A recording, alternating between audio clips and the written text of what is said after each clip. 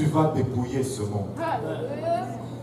Lorsqu'ils devaient sortir, les Israélites n'ont pas donné juste par plaisir. C'était l'heure des comptes, plutôt les Égyptiens, c'était un des comptes finaux pour les Israélites. C'était le rattrapage de tous ces salaires de misère qu'ils ont reçus durant le temps d'esclavage. 400 ans de salaire ont été redressés. N'aie pas peur du matériel pour sortir de l'Égypte. N'aie pas peur du matériel pour abandonner ce monde. Si tu donnes ta vie à Dieu, il prendra soin de toi. Il te dit, je ne t'abandonnerai point, je ne te délaisserai jamais.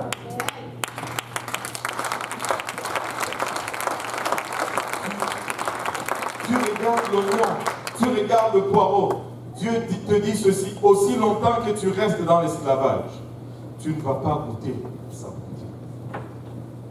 Aussi longtemps qu'Israël restait en Égypte, il ne pouvait pas dépouiller les Égyptiens. Mais lorsqu'ils se sont dit, nous partons, et l'or et l'argent a suivi avec. Cherchez premièrement le royaume des cieux. Je ne sais pas à qui je parle, mais cherche premièrement le royaume des cieux et tout le reste te sera donné. Mais là tu te dis, mais comment est-ce que je peux, alléluia, m'identifier à tout cela? Regarde, Jésus-Christ est venu, il est mort, il a été enseveli et il est ressuscité et tout a été accompli après cela. Toi également, tu dois mourir pour t'identifier à Jésus-Christ. Là, tu me regardes, tu me dis, quoi? Oui, tu dois mourir, mais pas physiquement. Heureusement, n'est-ce pas? Tu dois mourir dans ta volonté. La Bible l'appelle la repentance. Tu ne peux pas servir Dieu en restant vivant dans ta volonté. Tu dois te repentir. Tu dois faire un demi-tour. C'est quoi la repentance? La repentance, c'est juste une reconnaissance, premièrement, que nous sommes pécheurs et que nous marchons dans la mauvaise direction. Quand nous reconnaissons que nous marchons dans la mauvaise direction, nous faisons un demi-tour. Et le mot repentance signifie exactement demi-tour. Vous savez, revenons un peu à Jésus-Christ avant d'avancer plus loin. Après sa résurrection, il est resté 40 jours et 40 nuits. Et puis après, il a donné un commandement à ses disciples en disant, allez à Jérusalem et attendez jusqu'à ce que vous recevez la puissance d'en haut. Après avoir reçu cette puissance, alors vous serez mes témoins. Ils sont allés à Jérusalem, ils ont attendu 10 jours. Et 50 jours exactement après sa résurrection, c'était une autre fête juive. La fête de la Pentecôte. Tout est accompli. Jésus est mort le jour de la fête de Pâques. Il est ressuscité 3 jours après, le jour de la fête de premier fruit. Parce qu'il est le premier fruit d'entre tous les mondes. Et 40 jours, il est monté et 10 jours après, le jour de la Pentecôte, le Saint-Esprit est tombé sur l'Église ou sur les apôtres. Pour la toute première fois, tous ces gens qui étaient là réunis en train d'entendre, ils étaient 120, le Saint-Esprit est tombé sur eux, ils ont commencé à parler en d'autres langues comme l'Esprit leur donnait de s'exprimer et les gens qui étaient tout autour sont accourus parce que il y avait beaucoup de bruit. J'ai raconté cette histoire, je vais la raconter quand même encore ici. Et quand nous on a grandi, il n'y avait pas beaucoup de distractions dans le quartier. Je pense qu'il y avait une seule diable vision dans le quartier. Je veux dire une seule télévision dans le quartier. C'était une petite télé noir et blanc. Chez les voisins, nous on était sur le numéro 85 et la télé s'est trouvée au numéro 88. C'est-à-dire de l'autre côté de la rue, une maison.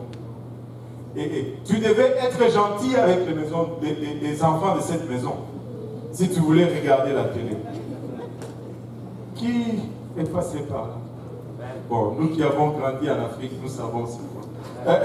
Et tu devais être gentil avec eux. Si tu étais gentil, là, ils te faisaient rentrer le soir pour regarder la télé. Une petite télé noire et blanc Philips. Avec 2-3 boutons.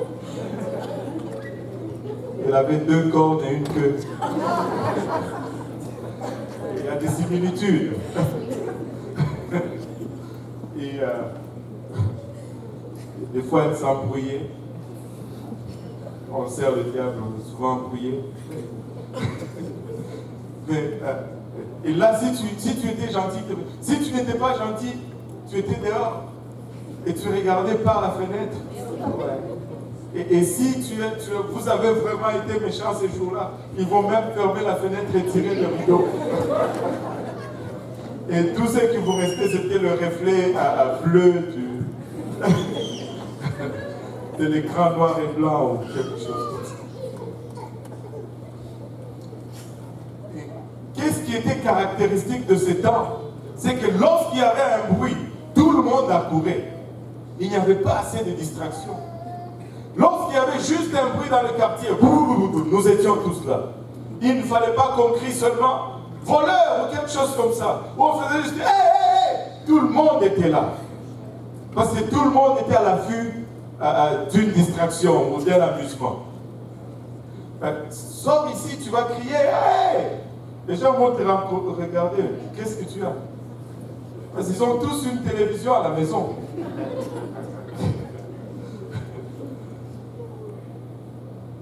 Et les gens ont accouru à cette époque. Il n'y avait pas de distraction, ils ont tous accouru. Et quand ils ont vu ces gens en train de prier, de parler, ils ont eu la même réaction que tu as eue aujourd'hui lorsque tu es entré ici. Ils sont fous, ces gens.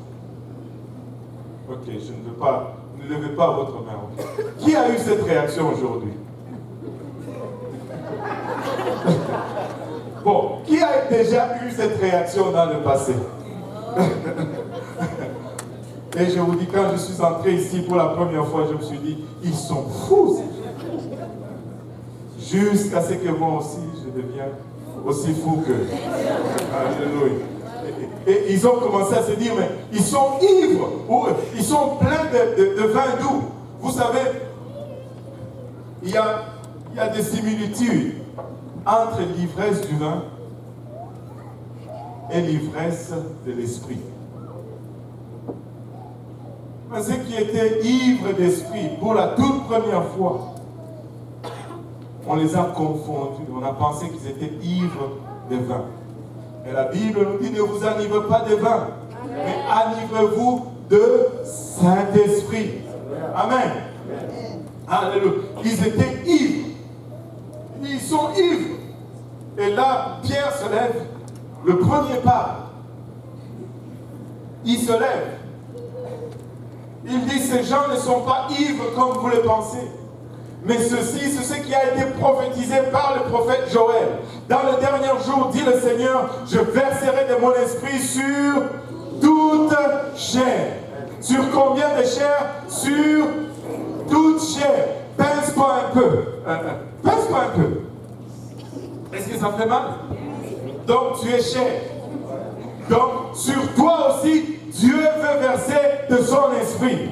Il dit sur toute chair sans exception, qu'il soit noir, blanc, jaune ou rouge, grand, petit, riche ou pauvre, Dieu veut te remplir du Saint-Esprit aujourd'hui.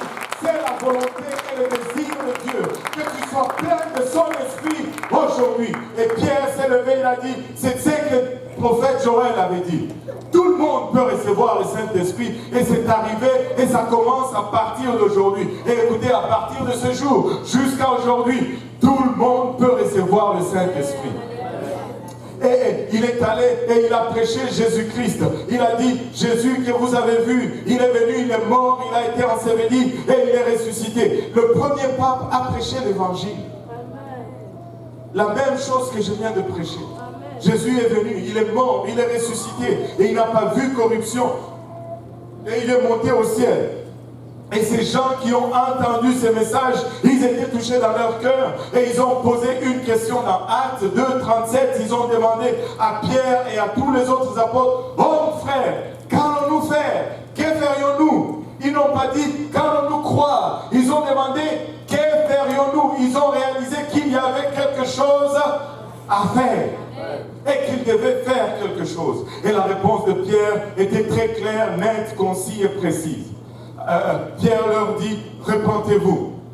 Et c'est là que je voulais en venir. Repentez-vous et que chacun de vous soit baptisé au nom de Jésus-Christ.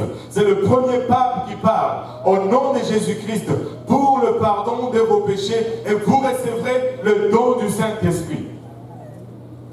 Repentez-vous et que chacun de vous soit baptisé au nom de Jésus-Christ pour le pardon de vos péchés et vous recevrez le don du Saint-Esprit. La première des choses que nous devons de faire, c'est la repentance. La repentance, comme nous l'avons explicité, c'est un demi-tour. Ce n'est pas seulement une reconnaissance de mes péchés. Oui, ça implique une partie émotionnelle où je réalise que je suis pécheur, où je réalise que si je continue sur ce chemin, je vais aller droit à l'enfer, mais ça implique également une décision, c'est-à-dire je fais un demi-tour. Si je volais, je ne vole plus. Si je mentais, je ne mens plus. Si je trichais, je ne triche plus. Je change de direction. Et il n'y a pas de salut sans changement de direction.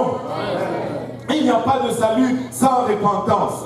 Alléluia. Après la repentance, Pierre dit, et que chacun de vous soit baptisé au nom de Jésus-Christ. Non au nom du Père et du Fils et du Saint-Esprit, mais au nom de Jésus-Christ. Pourquoi? Pas pour un témoignage extérieur suite à une conversion intérieure. Il dit, pour le pardon de vos péchés.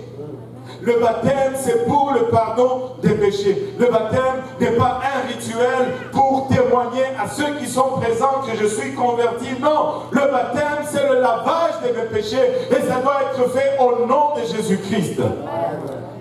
S'il n'y a pas de nom, il n'y a pas de pouvoir dans le baptême.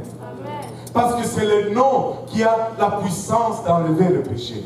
Tu me dis, mais pasteur, où est-ce que tu es en train? Tu es allé creuser cela. Regardez avec moi, juste pour un moment, Acte 10, 43. La Bible nous dit ceci que tous les prophètes rendent de lui le témoignage que quiconque croit en lui reçoit comment? Par son nom, le pardon des péchés. Et Pierre nous dit, faites-vous baptiser en son nom. Pourquoi? Pour le pardon de vos péchés. Si tu enlèves le nom, le péché reste. Si tu mets le nom, le péché sort. Le nom, c'est le savon, c'est le détergent dans le baptême. Tu sais, si tu prends tes vêtements, tu les mets dans une laveuse et que tu oublies de mettre le savon, tu as mis des vêtements sales et secs. Après, tu retires des vêtements sales et mouillés. Parce qu'il n'y a pas de détergent. Si tu enlèves le nom, si tu rentres dans l'eau sans le nom, tu rentres pécheur sec et tu sors pécheur mouillé. C'est juste un bain. Et ce n'est pas à chaque fois que tu prends un bain que cela est baptême. Ce n'est pas à chaque fois que tu prends un bain, même si tu te plonges pendant 2 secondes là-dedans, ce n'est pas ça qui enlève le péché.